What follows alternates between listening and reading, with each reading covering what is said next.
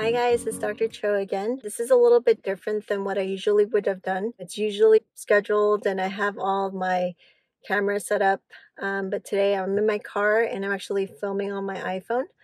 So we'll see how this goes. The only reason why I'm doing it differently today is because I've been pretty busy and I wasn't able to sit down and find a time to film.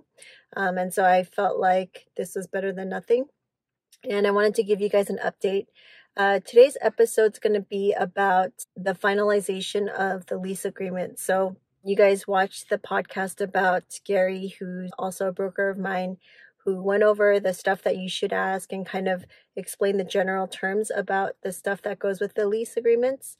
And since then, we've done a lot of negotiations. So just so that you guys are aware, expect to do a lot of back and forth. There's going to be a lot of negotiating. Typically, the tenant or the potential tenant sends in an offer.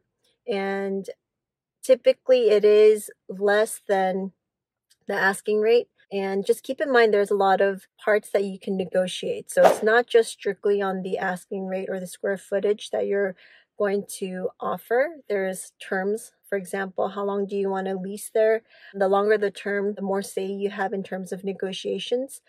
And not only is there the square footage rate, there's also something called triple net, which goes on top of your base rent, and that can add a cost too. So there's a lot of stuff that can be discussed. For FLOE, basically, we did go in with an offer and they came back with a counter. We had about 4 rounds, I believe. And the stuff that I guess would be good tips for you guys is have a limit in mind. So know that you're not going to pass that limit. If they are asking for more than that, just have a hard stop, because it gets very tempting to just accept whatever they come back with because they can seem like they have the control, especially if it's a place that you want.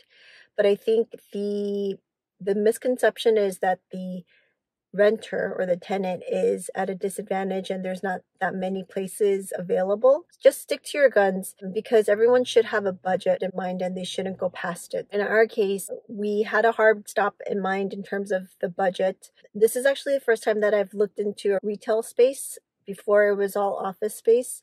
So for example, this one, it was different because the landlord wasn't willing to provide much tenant improvement, which is abbreviated to TI. And that kind of threw me off because I'm used to the TI being, at least in majority, being covered by the landlord.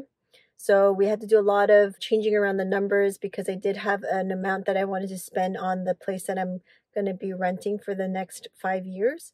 And basically, I mean, it's not just sticking with one number and trying to stay there. I mean, there's a lot of ways that you can make it in your favor. So what we ended up doing was kind of changing the free rent that we would be receiving to kind of offset the cost of the tenant improvement. Everything got settled down. We're ready to sign. The next step, actually, and to be honest, this is the stuff that I'm also learning because, like I said before, for the office space and the medical space, basically the landlord provided everything. So they set up appointments for me to meet with a space planner or architect and then with the general contractor.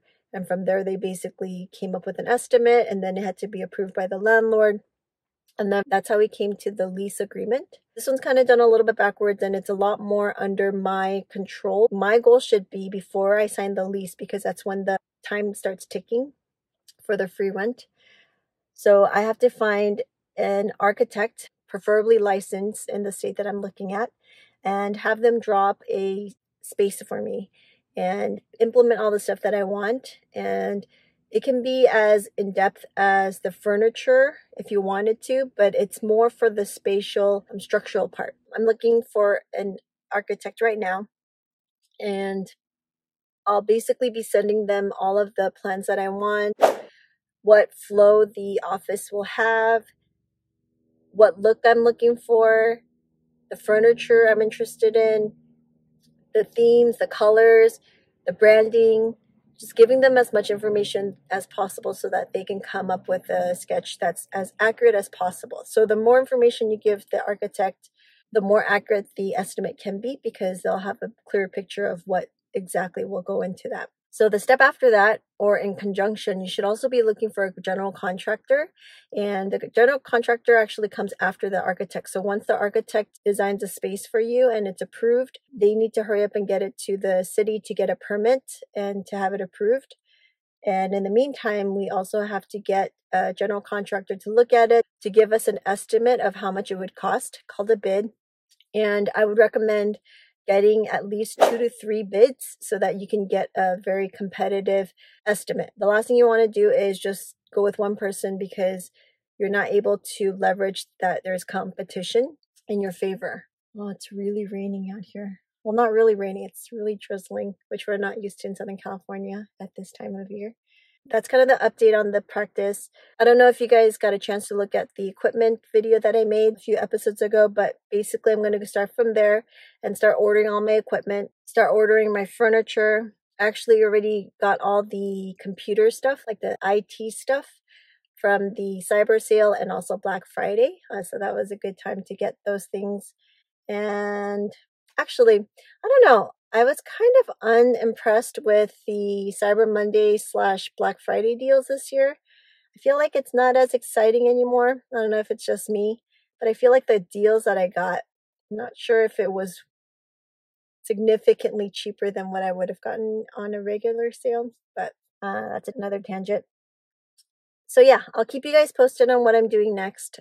I will take you along the process of the TI. It's anticipated to take at least 2 to 3 months before it's move-in ready. Before that gets started, I'll start looking for the employees and staff members for the first office. So it's going to be a lot of work in the next upcoming months. I'm going to be very diligent, or I'm going to try to be as diligent as I can on recording all of the steps so that you guys can get a real life taste on the actual process of opening your practice cold. Well, hope you guys stay warm and stay healthy.